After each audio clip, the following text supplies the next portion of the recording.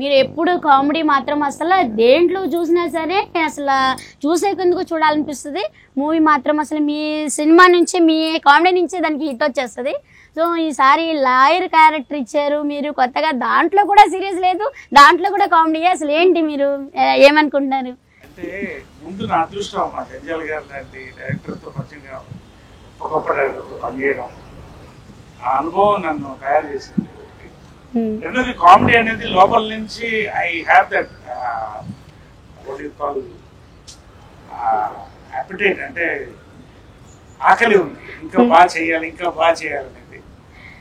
So నా success ఏంటంటే ఎక్కువ యంగ్ డైరెక్టర్స్ నన్ను ప్రిఫర్ చేయడం నా అదృష్టం.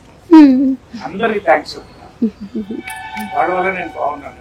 సెకండ్ ఇన్నింగ్స్ స్పెషల్ డైరెక్టర్ చేశాను. రెండోది ఏంటంటే ఒక క్యారెక్టర్ ఒక డిఫరెంట్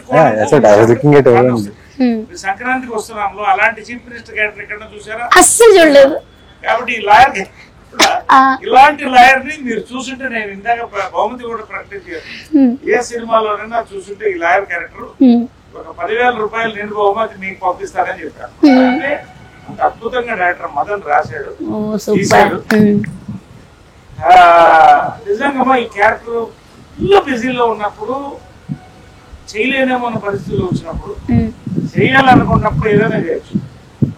కాబట్టి నేను చేస్తున్నాను అన్నాను. ఎక్కడ వీలేదు అక్కడ కుదిరితే నిజంగా అందరికి థ్యాంక్స్ చెప్పాలి. నవీన్ దగ్గర నుంచి కామాక్షి, రాజా రవీంద్ర, మా ఊహా, ప్రతి వాళ్ళంటే అందరూ కూడా ఈ సినిమా కథ వినంగానే నిజంగా ఇక్కడే విన్నాను కథ కూడా.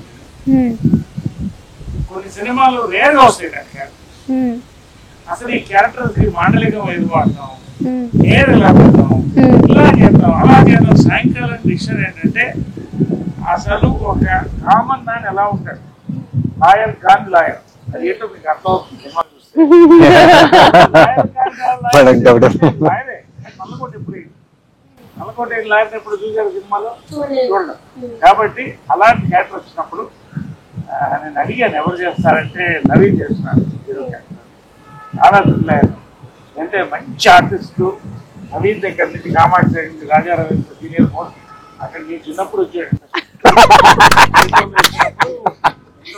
సిగ్గుపడకండి సార్. ఆర్టిస్టు నాకు దొరికినప్పుడు హీరో కాబట్టి అలాగా నేను సినిమా చేయడం జరిగింది. ఇది నా క్యారెక్టర్ బ్యాక్గ్రౌండ్.